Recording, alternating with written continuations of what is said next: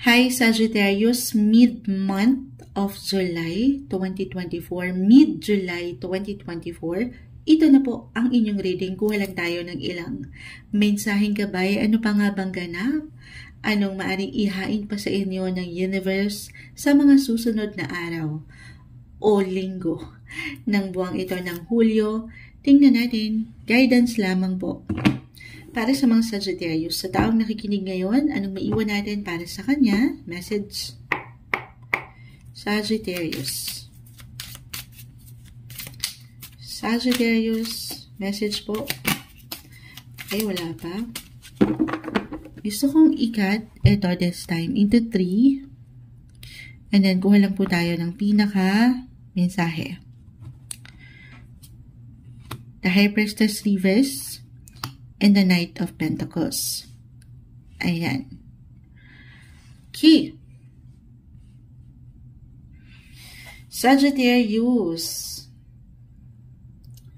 Maaaring ang ilan sa inyo, ito yung unang, of course, with Knight of Pentacles, this is about your money. Or saan ka ba kumikita? Pagdating sa yung income. Okay? The High Priestess, Knight of Pentacles. Claim natin ito ngayon pa lang sa Sagittarius na maring merong unexpected. Unexpected na proyekto, trabaho, or offer, client. Ayan, parang ano to maaring makatulong sa inyo para magkaroon kayo ng extra income for some of you, or talagang may pag-level up sa possession, may pag-increase ng sweldo. Why not?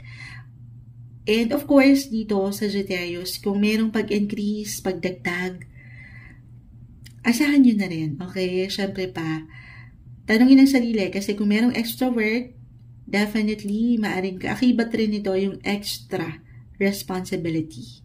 With Knight of Pentacles, may ilang gawain. Okay? May ilang ganap. Para kayo'y patuloy na mag-level up or umangat. Pagdating sa usaping trabaho to, or pera, may something parating. Okay? May something papasok. Claim na natin ito. Could be, sabi ko nga, unexpected surprise, hindi nyo inaasahan, or sikreto ito na ngayon pwede nang umangat out of nowhere or out of the blue, makakakita kayo ng pera. I-claim natin yan na meron at merong parating. So, sana all na lang ba? Hindi. This is something na syempre pa with the High Priestess. Patuloy niyong Knight of Pentacles, bibigyan ng pag-aksyon, manlalaban, magpapakita. Itong inyong kakayanan, ipapakita yung strength na meron kayo. At syempre pa, yung connection nyo meron sa Kanya, sa inyong faith, maging ano pa man po ang inyong religion. Maybe isang reminder lang ito. Then, okay na kailangan yung marinig to connect with your spiritual faith. Maging ano pa man po ang inyong paniniwala sa point na yan. Kapit lang kayo sa Kanya. I know this is a general message po. Maring ang ilan ay nangangailangan talaga ngayon, kaya nagpo-push, or merong kailangan na punan na ilang kakulangan. Aking ulitin. As long as nagpapakita kayo ng inyong kakayanan, patuloy kayo nagpapakita sa trabaho, patuloy nyo lang din naman hinaharap ng wasto ang inyong ginagawa. Meron at meron kayong makikita na resulta. Merong solusyon, you will be financially covered, merong support, hindi kayo nag-iisa. Okay? Kung hindi ito sa inyo mismo mag-apply, for some of you na unemployed ngayon, pero in a relationship, couples, married, maring itong good news, yes po, hindi imposible ang good news talaga, or magandang posibilidad sa trabaho at pera, ay maring mag-reflect sa inyong mga kapareha, na kung saan, ay syempre pa, hindi lang siya ang magiging masaya, pero pareho kayo. Okay? Mas maambunan, kumbaga, baka naman, si Moonshot, charot, hindi.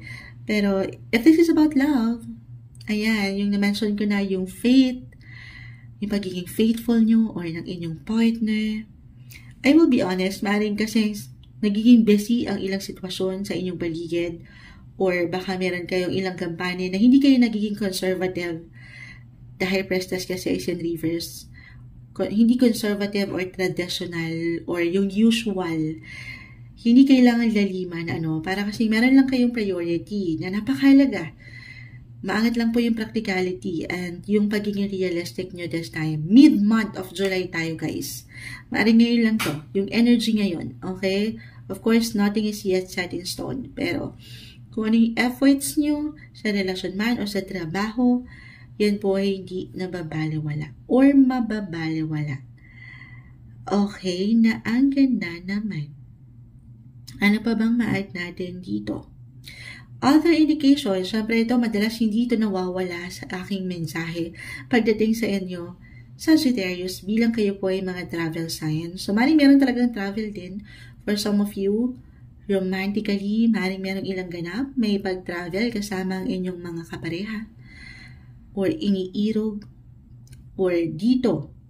May kaugnayan, could be about your personal or professional life. May pagbibigay din sa travel. Patuloy na movements.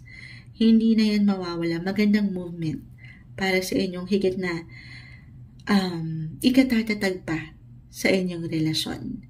Ito ay miniiwan ng baraha para sa inyo ngayong mid-July 2024, Sagittarius.